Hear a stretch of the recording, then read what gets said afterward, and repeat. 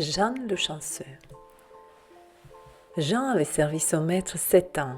Il lui dit « Monsieur, mon temps est fini, je voudrais retourner chez ma mère. Payez-moi mes gages, s'il vous plaît. » Son maître lui répondit « Tu m'as bien et loyalement servi, la récompense sera bonne. » Et il lui donna un lingot d'or, gros comme la tête de Jean.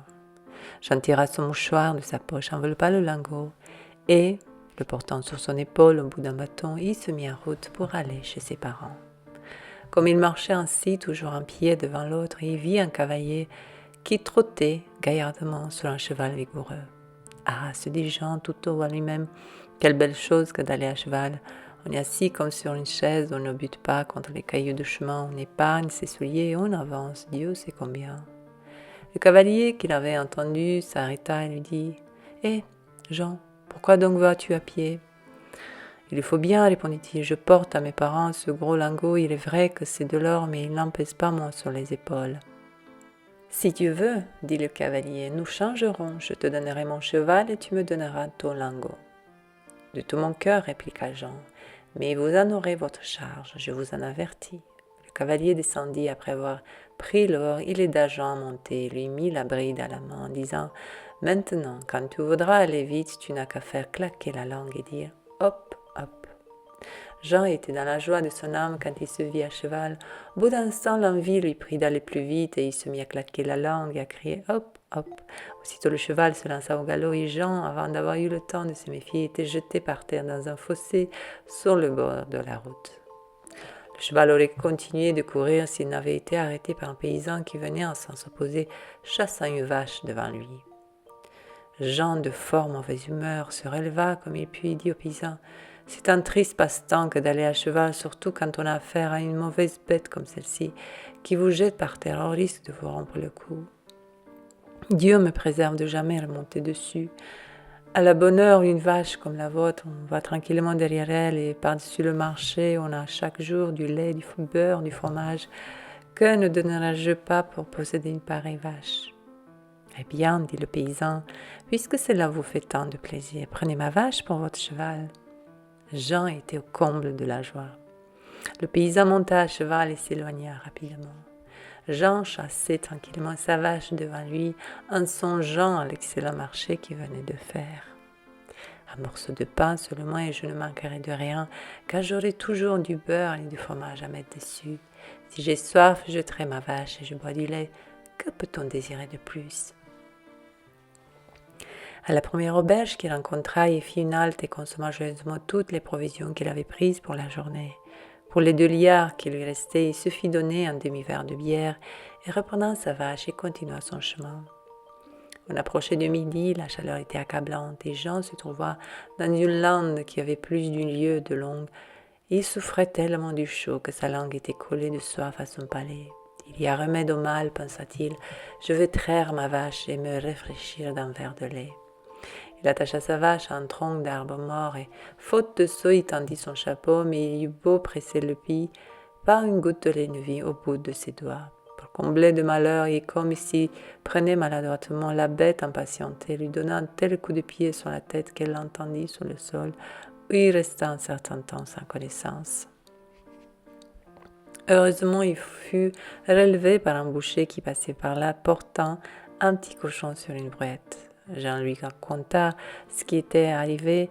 Le boucher lui fit boire un coup en lui disant « Buvez cela pour vous réconforter. Cette vache ne vous donnera jamais de lait. C'est une vieille bête qui n'est plus bonne que pour le travail ou l'abattoir. » Jean s'arrachait les cheveux de désespoir. « Qui s'en serait avisé ?» s'écria-t-il. « Sans doute cela fera de la viande pour celui qui l'abattra, mais pour moi, j'estime peu la viande de vache.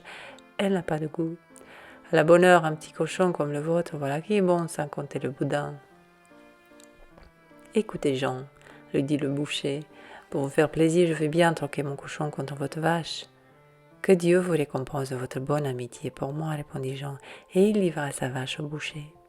Celui-ci posant son cochon à terre, remit entre les mains de Jean la corde qu'il attachait. Jean continuait son chemin en songeant combien il avait de chance. Trouvait-il une difficulté, elle était aussitôt aplanie. Sur ces entrefaites, il rencontra un garçon qui portait sur le bras une belle oie blanche. Ils se souhaitèrent le bonjour et Jean commença à raconter ses chances et la suite d'heureux échanges qu'il avait faits. De son côté, le garçon raconta qu'il portait une oie pour un repas de baptême. Voyez, disait-il en la prenant par les ailes, voyez quelle lourdeur. Il est vrai qu'on l'empâte depuis 2 mois. Celui qui mordra dans ce rôti-là verra la graisse lui couler des 2 côtés de la bouche. Oui, dit Jean, la soulevant de la main, elle a son poids, mais mon cochon a son mérite aussi. Alors le garçon se mit à secouer la tête en regardant de tous côtés avec précaution. Écoutez, dit-il, l'affaire de votre cochon pourrait bien n'être pas claire. Dans le village par lequel j'ai passé tout à l'heure, on vient justement d'envoler un dans l'étable du maire. J'ai bien peur que ce ne soit le même que vous amenez. On a envoyé des gens battre le pays. Ce serait pour vous une vilaine aventure si vous rattrapez avec la bête.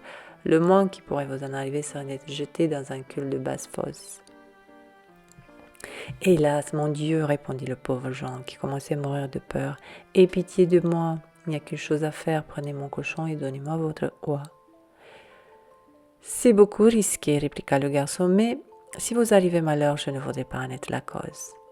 Et prenant la corde, il amena promptement le cochon par un chemin de traverse, pendant que l'honnête Jean, dégagé d'inquiétude, s'en allait chez lui avec son oie sous le bras. En y réfléchissant bien, se disait-il à lui-même, j'ai encore gagné à cet échange, d'abord un bon rôti, puis avec toute la graisse qui en coulera, me voilà pourvu de graisse d'oie pour 3 mois au moins. Enfin, avec les belles plumes blanches, je me ferai un oreiller sur lequel je dormirai bien, sans qu'on me berce. Quelle joie pour ma mère! En passant par le dernier village avant d'arriver chez lui, il vit un rémouleur qui faisait tourner sa meule en chantant « Je suis rémouleur sans pareil, tourne ma rue au beau soleil ». Jean s'arrêta à le regarder et finit par lui dire « Vous êtes joyeux à ce que je vois, il paraît que le repassage va bien. » « Oui, répondit le rémouleur, c'est un métier d'or, un bon rémouleur est un homme qui a toujours de l'argent dans sa poche. Mais où avez-vous acheté cette belle oie ? Je ne l'ai pas acheté, j'ai eu un échange de mon cochon. Et le cochon, je l'ai eu pour ma vache. Et la vache, pour un cheval. Et le cheval, pour un lingot d'or gros comme ma tête. Et le lingot, c'était mes gages pour 7 ans de service. Je vois, dit le rémouleur, que vous avez toujours su vous tirer d'affaire. Maintenant, il ne vous reste plus qu'à trouver un moyen d'avoir toujours la bourse pleine et votre bonheur est fait. Mais comment faire demanda Jean. Il faut vous faire rémouleur comme moi. Pour cela, il suffit d'une pierre à aiguiser, le reste vient tout seul. J'en ai une un peu ébréchée, il est vrai, mais je vous la céderai pour peu de choses, votre oie seulement. Voulez-vous ? Cela ne se demande pas, répondit Jean. Me voilà l'homme le plus heureux de la terre. Au diable les soucis, quand j'aurai toujours la poche pleine. Il prit la pierre et donna son oie en paiement. Tenez, lui dit le rémouleur, en lui donnant un gros caillou, comment qui était à ses pieds. Je vous donne encore une autre bonne pierre par-dessus le marché, on peut frapper dessus tant qu'on veut. Elle vous servira à redresser vos vieux clous. Emporte-la avec soin. Jean se chargea du caillou et s'en alla le cœur gonflé, les yeux brillants de joie. « Ma foi, s'écria-t-il, je suis né, coiffé, tout ce que je désire m'a réuni plus ni moins que si j'étais venu au monde un dimanche. » Cependant, comme il était sur ses jambes depuis la pointe du jour, il commençait à sentir la fatigue. La femme aussi le tourmentait, car dans sa joie d'avoir acquis la vache, il avait consommé toutes ses provisions d'un seul coup. Il n'avançait plus qu'avec peine et s'arrêtant à chaque pas. La pierre et le caillou le chargeaient horriblement. Il ne put s'empêcher de songer qu'il serait bien heureux de n'avoir rien apporté du tout. Il se traîna jusqu'à une source voisine pour se reposer et se réfléchir en buvant un coup. Et pour ne pas se blesser avec les pierres en s'essayant, il les posa près de lui sur le bord de l'eau. Puis se mettant à plat ventre, il s'avança pour boire, mais sans le vouloir, il poussa les pierres et elles tombèrent au fond. En les voyant disparaître sous ses yeux, il sauta de joie et les larmes aux yeux, il remercia Dieu qui lui avait fait la grâce de le décharger de ce fait incommode sans qu'il ait eu rien à se reprocher. « Il n'y a pas sous le soleil, s'écria-t-il, un homme plus chanceux que moi. » Et délivré de tout fardeau, le cœur léger comme les jambes, il continua son chemin jusqu'à la maison de sa mère.